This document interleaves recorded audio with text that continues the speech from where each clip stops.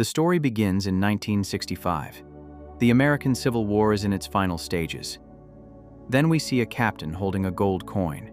He was loading several boxes filled with such coins onto a ship marked CSA. Suddenly, they were attacked. But the captain quickly launched the ship and shut down all the engines so that his ship would remain undetected in the darkness. And that's exactly what happened. They escaped the enemy. The story then shifts to the present day, where Dr. Sophia is sitting in a WHO van. The van is currently in Las Vegas, Africa. A disease is spreading rapidly in the city. Upon examining a new patient, they discover he has the same illness they haven't yet understood. The patient's mother explains that he traveled to Mali with his father a few days ago and has developed this condition upon returning. Sophia puts the patient in the car and speaks to her superior. "I'll get him in." So there are 6 people in total. We should quickly submit this file to the WHO. But the senior believed that no one would help them with such a small number of cases. Sophia now wanted to go to Mali to find out what was making people sick there. Mali was currently undergoing internal warfare, and the senior said, "No one would give you permission to travel to that country in such dangerous circumstances." Meanwhile, a masked man was watching them. Perhaps he didn't like these doctors coming there. Then Sophia realized that the patient's father should also be sampled. She then headed to the lighthouse where he was working.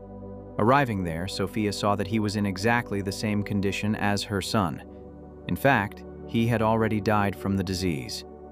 Sophia quietly took his sample and left.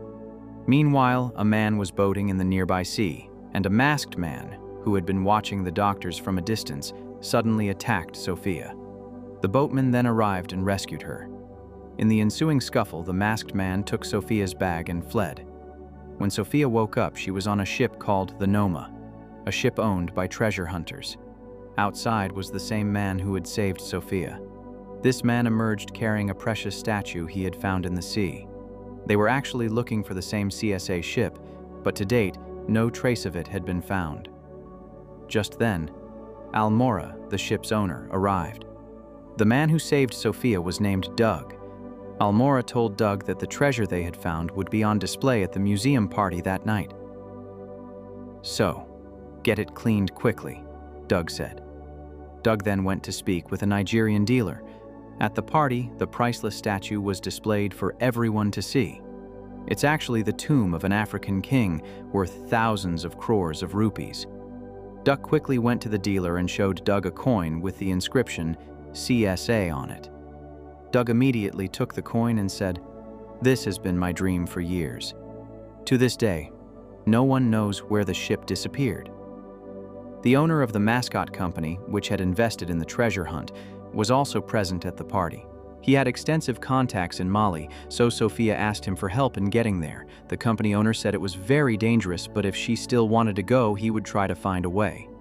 Shortly after, Doug arrived and showed James the CSA coin. He also explained that a man living in Mali had found the coin, and Doug believed that the wreckage of the ship was also located somewhere in Mali.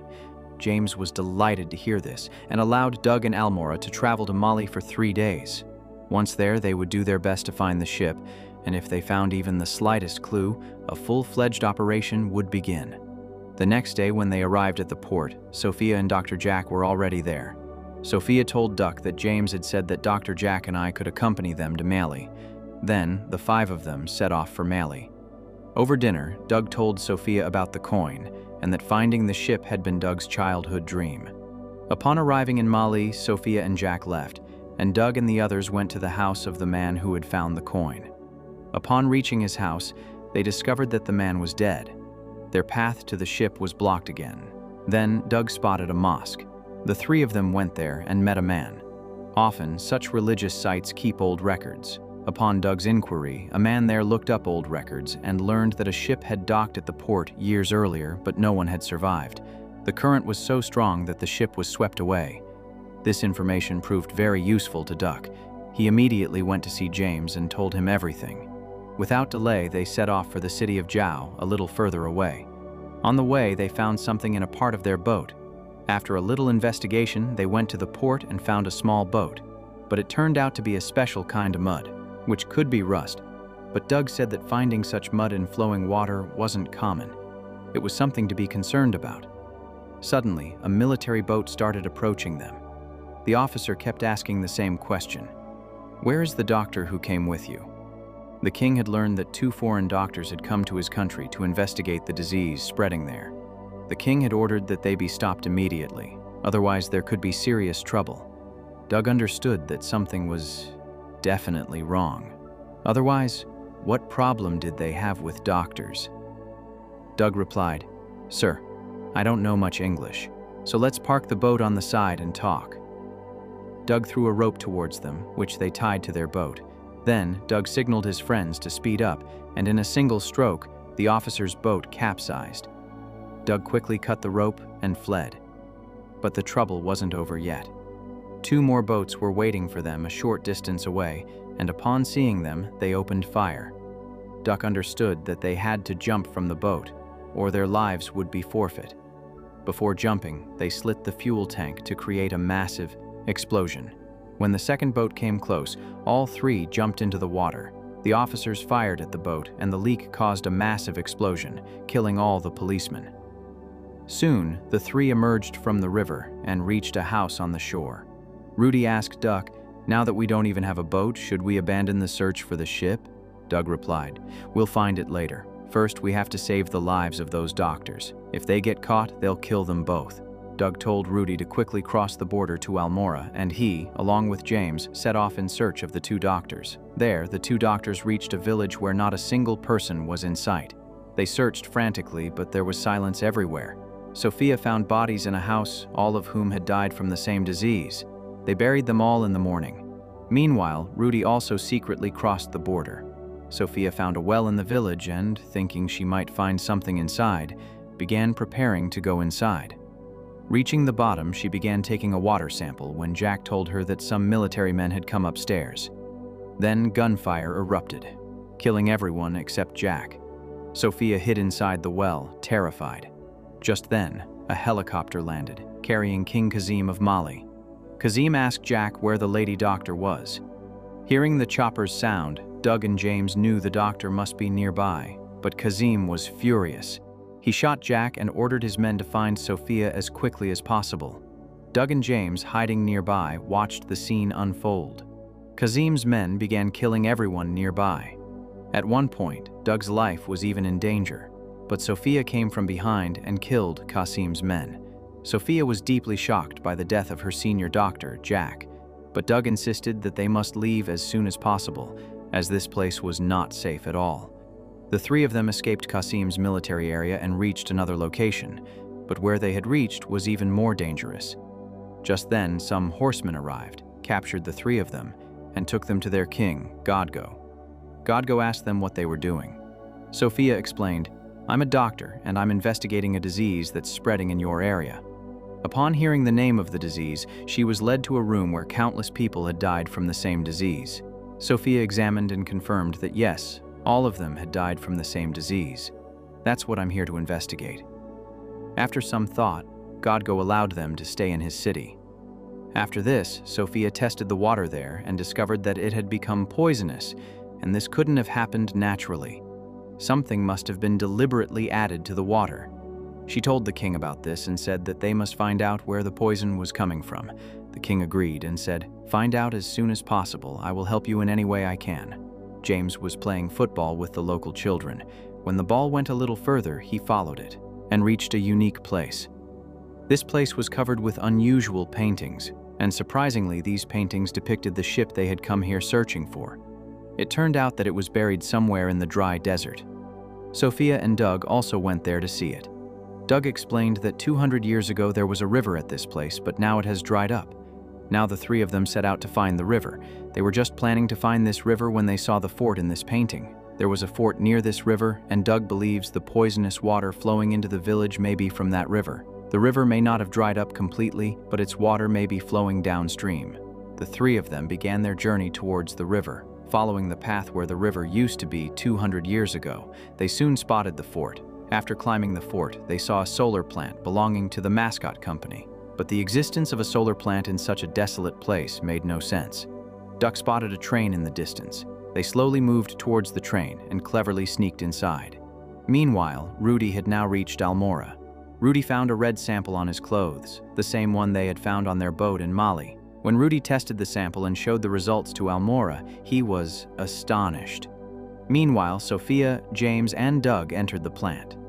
Once inside, they realized the plant was producing a radioactive chemical, which would be ready very quickly due to the intense sunlight. Sophia then spotted some containers being transported underground. The three of them followed the man, and when the basement door opened, they were stunned. Thousands of tons of radioactive and toxic chemicals had been stored in this basement for years. Some of the containers appeared to be leaking, potentially seeping into the underground Niger River, a river consumed by the entire country of Mali. This is why the disease is spreading so rapidly. Almora and Rudy arrived at the U.S. Embassy with the report. Even the U.S. Embassy officials couldn't believe such a thing was possible.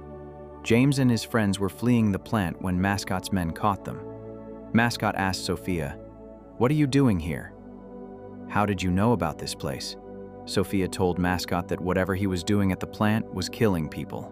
Mr. Mascot replied that he wasn't doing anything like that. Instead, they were burning the toxic chemicals, destroying them.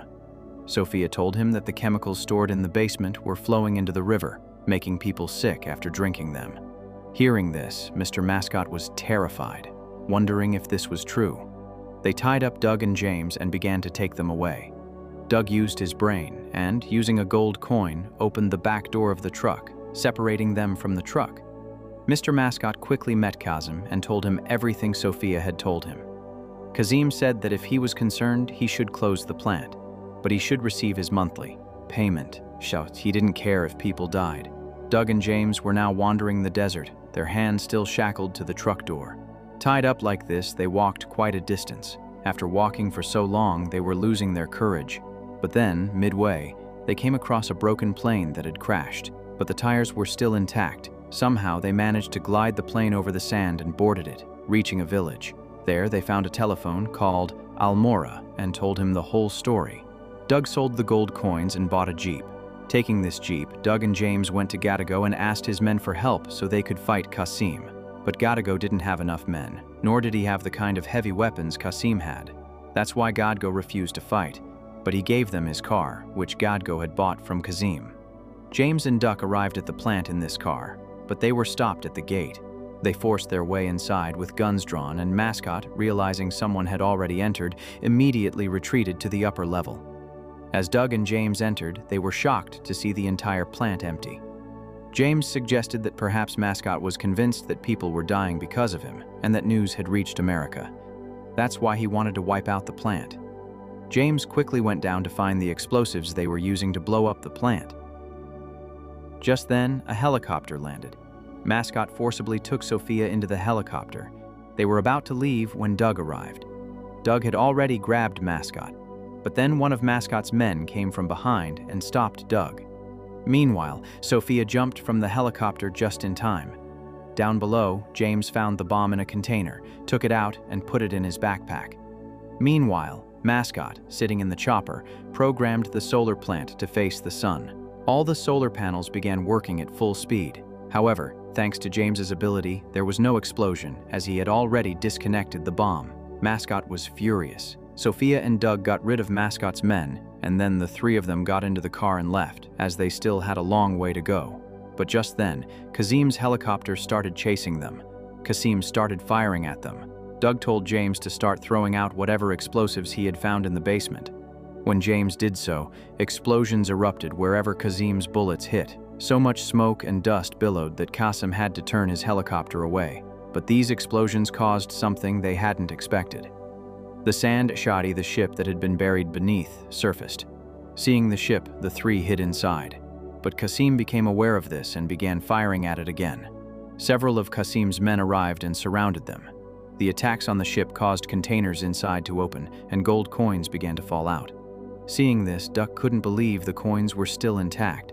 Then they discovered an old cannon inside the ship, still in excellent condition. They prepared to fire it. As soon as Kasim's helicopter came into their sights, they fired the cannon.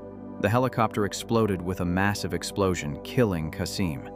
Afterward, Kasim's entire army surrendered. The three emerged, completely shocked. Why had such a large army surrendered?